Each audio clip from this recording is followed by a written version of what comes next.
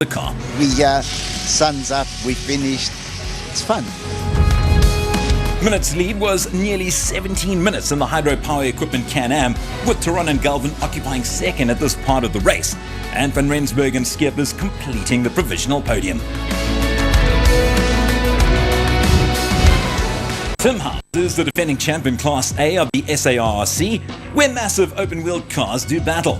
This is yet another highly competitive class with a host of experienced crews fielding some truly monstrous equipment. After 2 rounds of the 2023 season, Haas and co-driver Gary Campbell found themselves in the lead of the title chase, with Trace Price-Moore in second place and Eugene Bierman in third.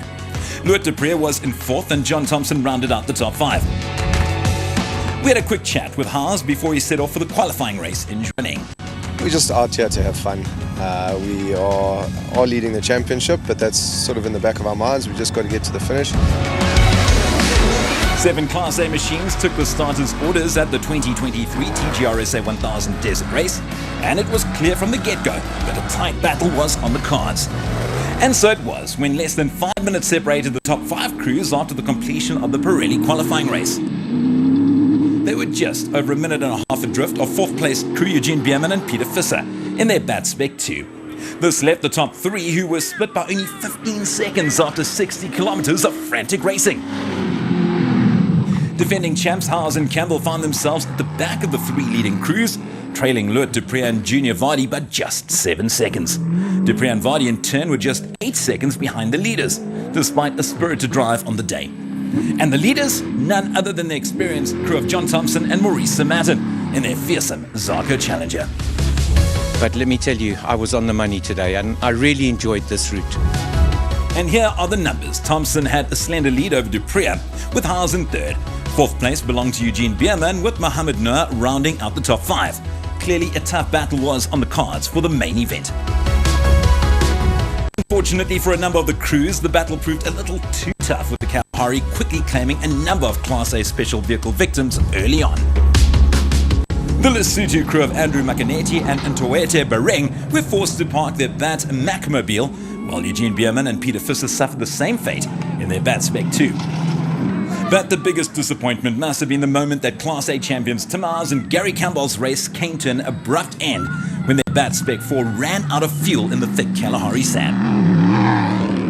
This allowed Loet de Pre and Junior Vardy to cruise to a comfortable second place at the midway point behind the wheel of their Farmers Meat Striker.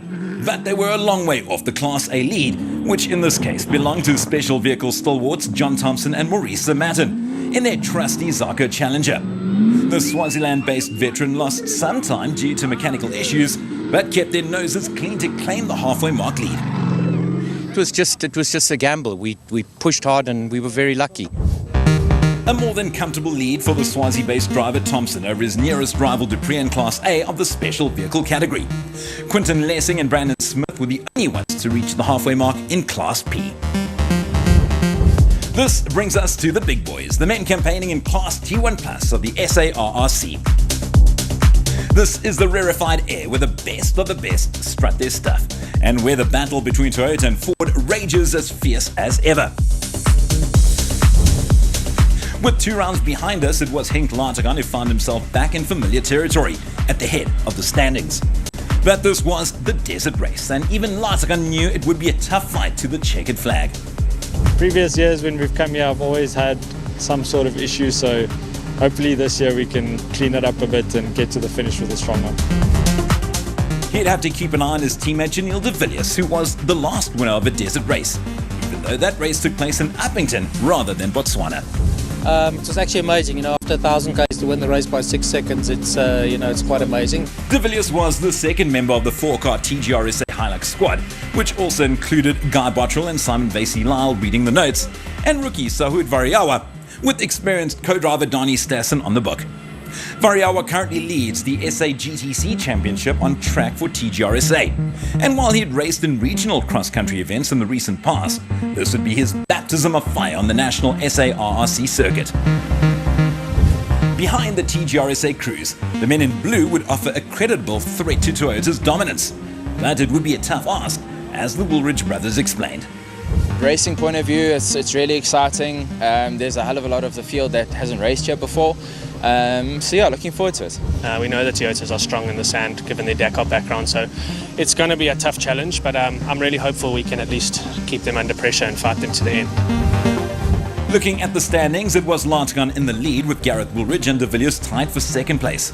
Bottrell was 11 points further back, with Christopher in the first of the Redline Revo machines rounding out the top 5 on 32 points.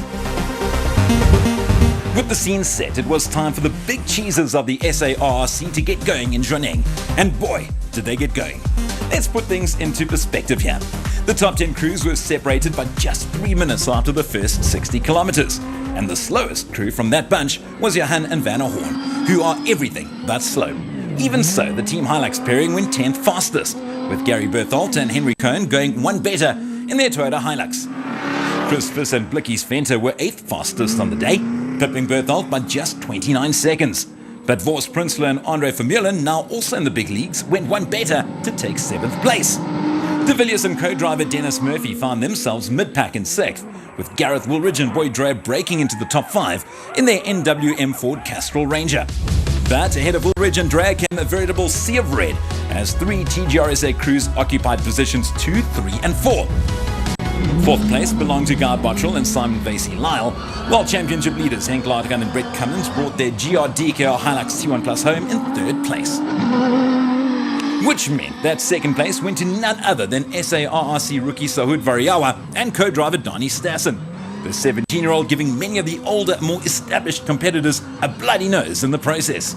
But the man at the head of the field, resplendent in blue, was Lance Woolridge and co-driver Kenny Gilbert. The lad from Pietermaritzburg set a time of 35 minutes and 10 seconds, beating Variawa and Stassen by just 2 seconds. A power performance clearly showing Ford's intent to upset Toyota's apple cart in Zhuaneng. But yeah, super proud today, and just thanks to the team for all their support and all the hard work they've been putting in.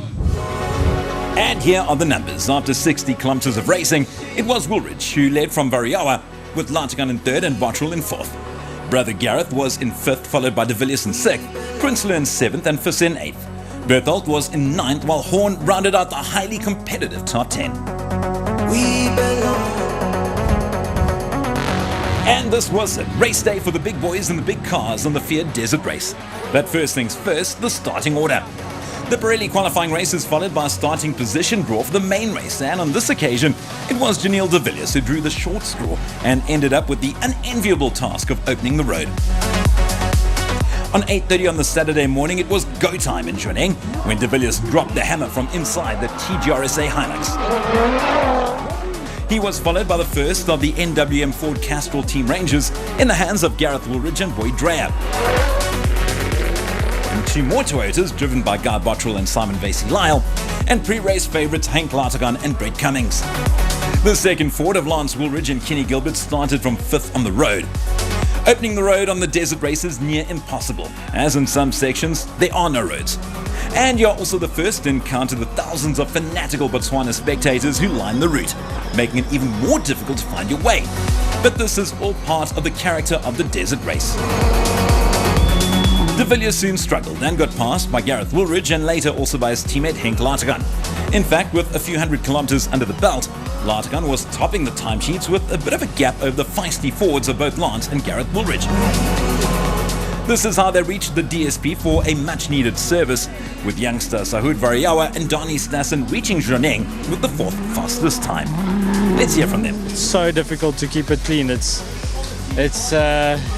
millimeters, and then you get a puncture or you take a wheel off or you're stuck next to the road. Like I said, we're not here to win or anything, we're just here to finish, and we're trying to do that. That's how the Saturday race started for some of the runners. So let's cast our mind forward to how the first half of the race ended for the crews in the Premier Class T1 Plus. Vos Prinsloo and Andre Vermeulen had a great qualifying in their newly built Ford Ranger. But unfortunately for the man from Ermelo, a small teething problem forced them to the sidelines. The same fate befell the popular Horn brothers from Malalan, who also failed to reach Zhuaneng at the end of the day's racing. Veteran and rally raid stalwart and former winner of this race, Christopher and navigator Blikkies Venter, did make it back to Zhuaneng, but the Freiburg farmer endured a tough day that included losing power steering early on in the Redline Revo. As a result, they were only 9th fastest. 8th, however, was only 33 seconds up the road, and that position belonged to Dewald van Bredaan's Maynard in the CR6. The big car was struggling on the narrow roads in between the dense bush, and Van Breda was no doubt looking forward to the more open spaces in store on the Sunday of the event. Gary Berthold and Henry Cohn completed the Saturday's nearly 500 kilometers in a very respectable 7th position in class, with the veteran setting himself up nicely for an early birthday present. Saud Variawa and Dani Stassen started the race like a bat out of hell, but the youngsters' baptism of fire included 3 flat tires that relegated them to 6th in class. Yet it was enough to showcase his pace. Meanwhile, De Villiers and Murphy, who started the day from first on the road, had a tough time with finding the road and 2 separate flat tires. The legendary driver was thus beaten to the Saturday flag by his teammates Bottrell and Vasey Lyle, who were both fast and consistent, and that was good enough for an overnight 4th position on the leaderboard. And this left us with 3, Lartigan and Toyota versus the 2 Fords of the Woolridge brothers. Lartigan managed to edge out a little lead with some distance to go, but then it struck. Some called it the sponsor's curse. It basically says that someone driving a sponsor's car in a sponsor's event often runs into bad luck. We simply call it racing. And on this day, the TGRSA Hilux driver had to stop to repair a drive shaft and change a few flat tires. And that was the only invitation the NWM Ford Castrol Rangers needed. The men in blue were fast and furious throughout the African bush and reached the safety of the Zwaneng Service Park while occupying the top 2 positions on the leaderboard. Lance was ahead for most of the day, but a power steering problem near the end saw him concede the lead to his brother Gareth. Confirmation of the boys in blue leading the famous TGRSA 1000 Kalahari Botswana Desert Race, followed by no less than 4 Toyotas in the form of Lartigan, Bottrell, De Villiers and youngster Variawa. This is what the guys at the sharp end of the field had to say after the first half of the 2023 Desert Race. It was really, really tough. Our steering pump is all but gone, so I really had to fight the steering. The drive shaft came out and went into the wheel, so it caused a puncture as well, so we had the flat tire to change. This was just the opening days of the 2023 TGRSA 1000 Kalahari Botswana race. Another full day of racing remain, with plenty of stories to tell. Join us again next week as we pick up where we left off in the biggest race of the year.